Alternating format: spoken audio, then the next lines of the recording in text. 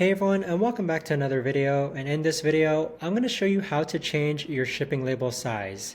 Now this video is going to be particularly useful for individuals. Let's say that you just received an order and you want to go ahead and print your shipping label to be 4 by 6 inches, or maybe you want it to be 8 by 11 inches. How do you actually go ahead and change your shipping label size?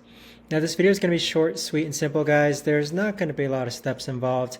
Now the way to actually do this is first you want to go ahead into the order and then click on Get Shipping Label. And then next what you want to do is you want to scroll down to where it says Print Format. Under Print Format, you want to click on Change and then select the correct size that you'll be using. So once you click on the correct size, just click on Save, and there you have it.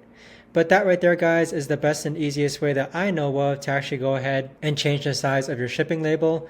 If you guys know of a better or easier way to actually do this, let me know in the comments down below. I would love to know. Thanks so much for watching, everyone, and I'll see you guys all in the next video.